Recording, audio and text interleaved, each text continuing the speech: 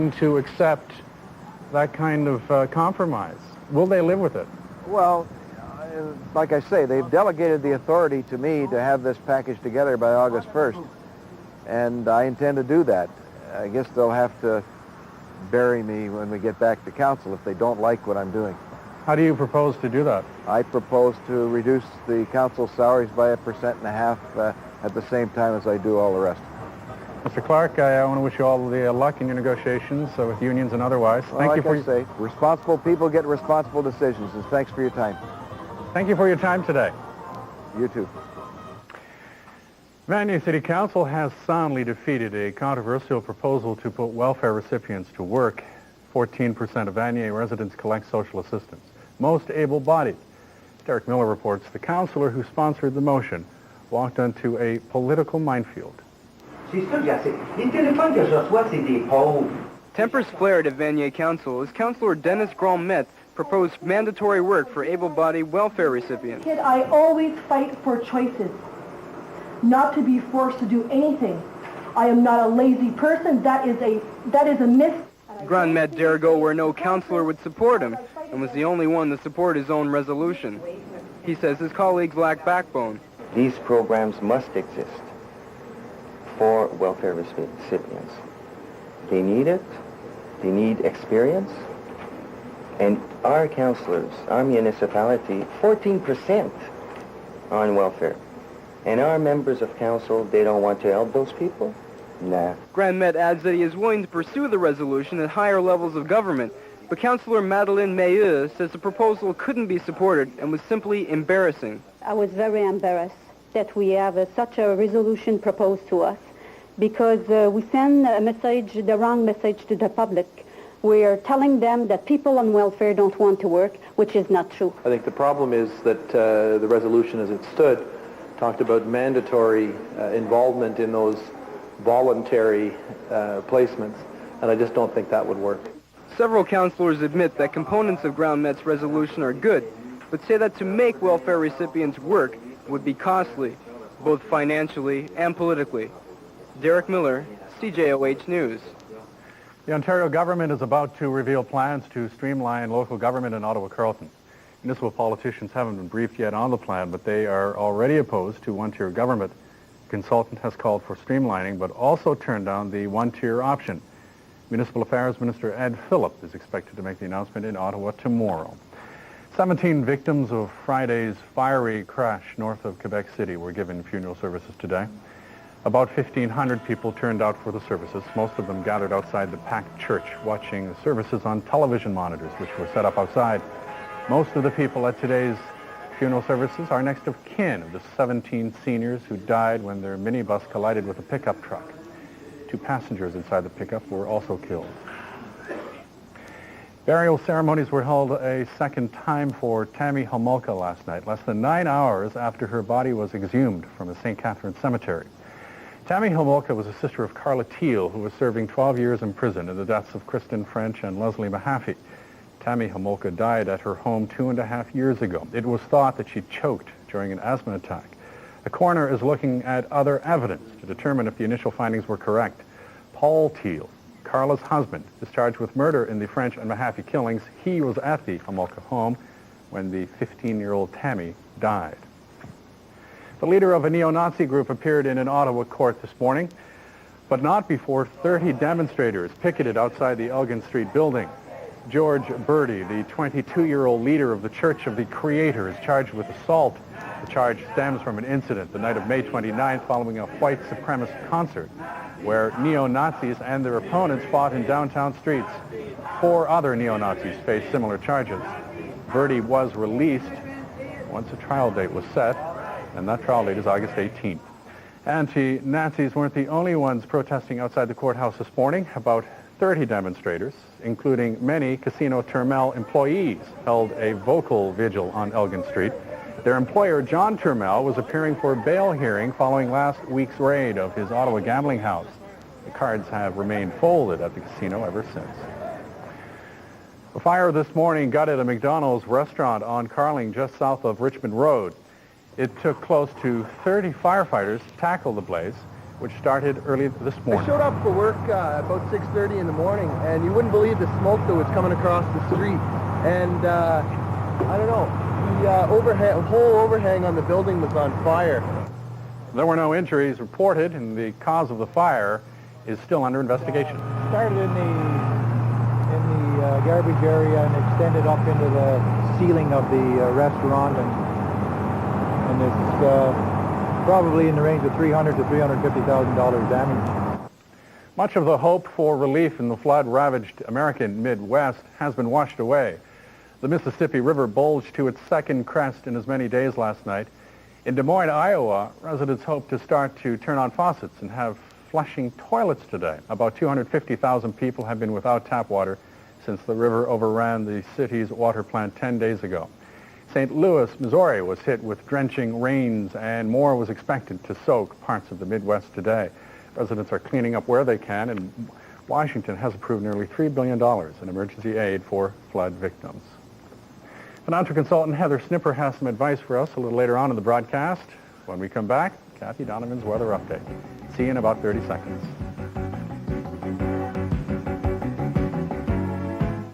And feeling very much like summer once again today with our current temperature, 21 degrees. We'll get up to about 22, possibly a little better than that, but 22 the expected high today. Winds are out of the northwest at 17, humidity checking in at 72%. The pressure is falling. We see partly cloudy conditions here and generally speaking around the region. We'll check around the region for current temperatures at the noon hour. Pleasant day, 22 degrees Trenton, Belleville, 19 for Watertown, partly cloudy skies there, 23 at Kingston, 18 for Brockville, 20 at Cornwall. Montreal reports 21, so does Pembroke, and 19 in Maniwaki. UV index is in the high range at 7.4 today. That means unprotected skin may burn within 20 minutes. Sunsets tonight at 8:43. We'll take a look at the satellite shot, put it into motion for you, and there's where the cloud comes from. The low pressure system still over central Ontario with a weak trough back through our region. That will keep us with partly cloudy conditions today, a 40% chance of showers as well. And that northwesterly circulation makes it feel a little bit on the cool side today. We will keep that much the same picture for tomorrow as the low continues to control our weather. A few breaks overnight, heading down to 14 in town, likely closer to 12 in the outlying areas. Move the map ahead to Thursday, and what we expect is another day much like today with very unstable weather tagged between the cloud and the ridge of high pressure. But it looks like things are going to stabilize by the time we get to the weekend. Sunshine plays a big role in our weekend forecast. Here's how the 5-day shapes up. We look for a few breaks overnight tonight, down to 14 for the low. Tomorrow, much the same as today, cloudy skies, a few sunny breaks, 40% chance of showers, a daytime high near 22. Sunshine, cloudy periods in store for Friday with a high of 25, and then sunny for Saturday, Glenn. And then the weather picture does alter somewhat for Sunday, but it stays nice and warm. Certainly does. Thank you, Kathy. Still ahead in the show, a day in the life of a Parliament Hill Mountie. When we come back, finally, hope for an Ottawa infant with cancer. But has it come soon enough? A cancer patient has finally gotten the break he has been waiting a year for. Andrew Brule suffers from leukemia, and a frantic search has finally turned up a bone marrow donor. But as Midday's Gilbert Legras reports, Andrew's condition continues to worsen. Last July, on his first birthday, Andrew Brule was diagnosed with leukemia, a cancer of the blood. He wasn't expected to live for long. His condition improved 4 months ago, but now it's worse.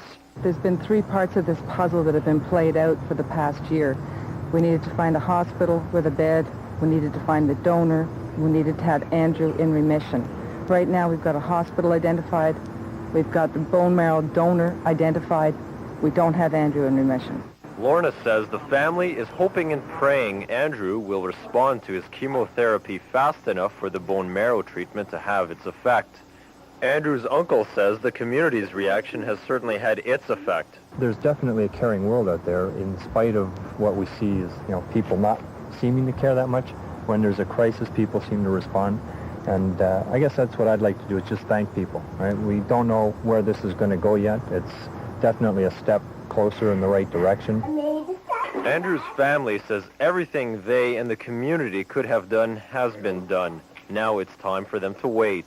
but Lorna says other leukemia patients can't wait. Go to a bone marrow information session, find out about it. It's not that difficult. It's just a blood test, and we've sort of said that over and over again about a dozen times, but we don't want people to stop. Gilbert Legras, CJOH News. Ottawa's software giant Corel Corporation has landed a whopping deal to supply Ontario schools with its Corel Draw graphics package. The software will be going to 170 school boards province-wide for use in grades kindergarten through 12 and OAC. The company says the deal is worth about $500,000, but allows them to seed future generations of Corel customers.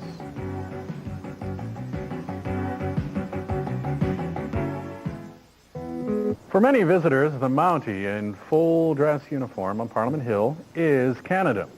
Well, have you ever wondered what it would be like to take a walk in a Mountie's boots? Arlene Cusack did and reports on the Mountie's job to ensure national security while being a symbol at the same time. The red serge tunic and the tan Stetson. The uniform is one of Canada's most prominent symbols. Mounties are our national police and international public figures. You just have to look at the souvenirs tourists leave with to see how they appreciate the RCMP. Their image is on beer mugs and bibs. There are plastic Mountie dolls and even Mountie earrings. Tourists love the formal uniform. Those who wear it, especially those on Parliament Hill, have to balance police work and public relations. Strap on that Sam Brown. To better understand what they do, I was given the opportunity to walk in their riding boots. And last but not least, your hat. Now you have to tilt the Stetson a bit on the side like this to add a bit of style. Constable Rock Saumur took charge of the RCMP's newest recruit. And I quickly realized just how much attention the uniform draws. Yeah. Good. Where are you from, ma'am? You're no sooner in the shadow of the Peace Tower when the picture procession starts. Photo? Take a photo. Thank you very much. Hello, 1, 2. Okay, ready? 1, 2, 3. Okay, ready? Thank you. Smile. Yes, more smile. Come on. Be nicer, they'll take you to jail. It's tough to do actual police work in this uniform. Can we have a Friday to take back to Australia? But it must take precedence. We'll have to back up. Crowd control was my first duty of the day. As the band kept time, we kept the enthusiastic tourists behind the line, long enough to let the changing of the guards take place.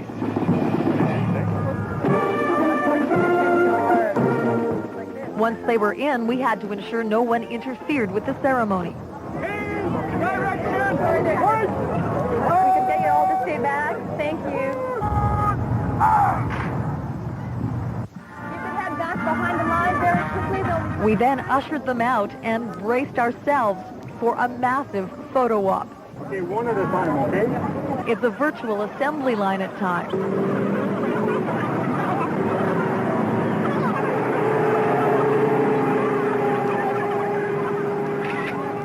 They find tremendous joy because this is exactly what they expect when they come to Ottawa, to this historic building, you know, to see a Mountie in uniform and red serge. This is exactly what they expect. We on the inside call it Minolta attack. It's like a swarm of bees coming to you. While my eyes are glued to the lenses, Rock is concentrating on the crowd. I'm scanning from left to right to see if there's a possible demonstration starting. After the first photo wave, my partner took time to teach me some police protocol. If I want to keep this new job, I better learn who to salute and how to do it. Okay, that was great, except for I started on the wrong foot, I guess. Let's do that. In fact, this is a job where you always have to be quick on your feet. These tourists pay a lot of respect to you, and you got to be sharp on your answers. Where are you from? Unfortunately, I was stumped right off the bat. The first question of the day was one I hadn't read up on. I didn't know the single most important thing, where the washroom was. But my partner has also been put on the spot with questions. He's heard them all. What cathedral is this? How many windows? does this building have? It seems Parliament is often taken for a holy place of prayer. Okay, you'd like the church to Maybe? I didn't have the heart to tell this tourist it wasn't Ottawa's largest church. Thank you. Very well. Very You're well. quite welcome, sir. There is also confusion about what Mounties do. They help people, and they work in the mountains. And who can be one. I didn't know there were women Mounties now. There are. Constable Samur made sure I knew what was expected of me. You have to really pay attention on how you dress. But as we were posing for this snap, a gust of wind took my hat and composure along with it. Thankfully, Rock didn't give up on the A rookie. little bit of fine-tuning here. You're getting a crash course that is usually given in 6 months, and you're getting it in 4 hours, and you're doing quite well. A crash course with a surprise test. Hi there, folks. Actually, the traffic has to drive that way. I had to demonstrate Okay, my great. newly Sure, learned would you like skills some help by with helping with driving around? traffic and by properly greeting our superiors.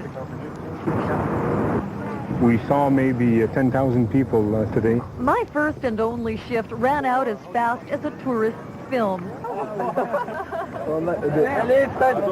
About 4 million people visit the capital each year, and the Mounties figure most leave with a snapshot of them. Well, it's been a day of Kodak moments. How many pictures have we posed for today? Oh, from 400 to 500. And believe me, I'd rather be paid by the pictures some days than by the hours. So where are we going now? Well, after seeing your performance today, I think you're ready for the musical ride. You're kidding. No, I'm not. Leanne Cusack, CJOH News, Parliament Hill.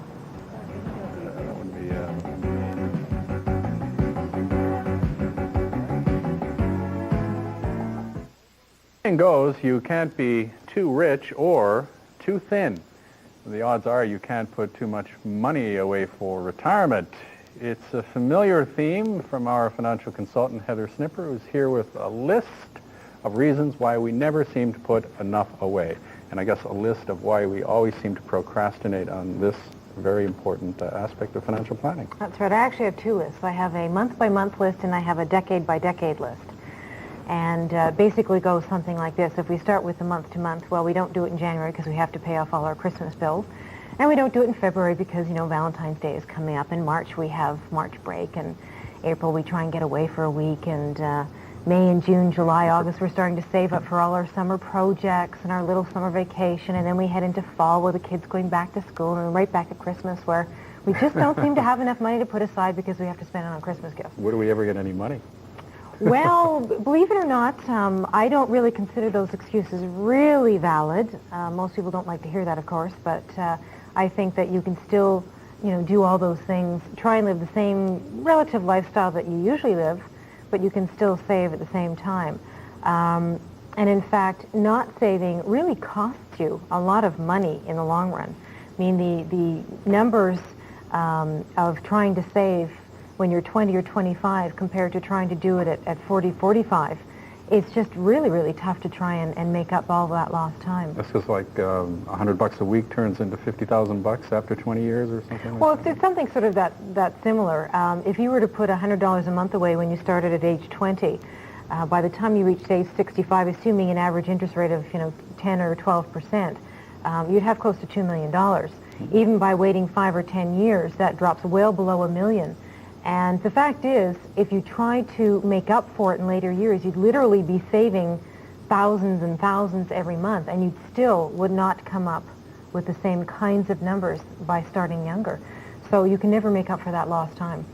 Seeing as how this is dedicated to procrastinators, what's the decade to decade? The decade to decade? Well, when you're 20 to 30, you're usually just coming out of university or college and you start your first job and, well, you want to have a good time and buy a car and get furniture for your new apartment and you want to have a good time. And chances are by the time you get into your late 20s, early 30s, you've probably married. you're starting a family, you have to raise kids, and you don't have enough money for things, and the 40s, it's the weddings and all that kind of thing. And then, you're in retirement. Boy, I just don't have any money to save because I'm suddenly now in pensions. So the bottom line is make it a priority. Absolutely. Okay, thanks, Heather. Tonight at 6, another great idea for a family outing in our viewing area. This week's Backyard Safari shows you where to go and what to do on Quinty's Isle. There's much more to Prince Edward County than the Sandbanks. Also on Newsline, question, do suntan lotions contribute to cancer? Katie? You want to be having the sunscreen kind of handy over the next few days because we have sunshine. Generally cloudy, though, today with a high of 22, 40% chance of afternoon showers. Thanks, Katie. Thank you, Heather. Thanks for joining us, and we'll see you tomorrow. Bye.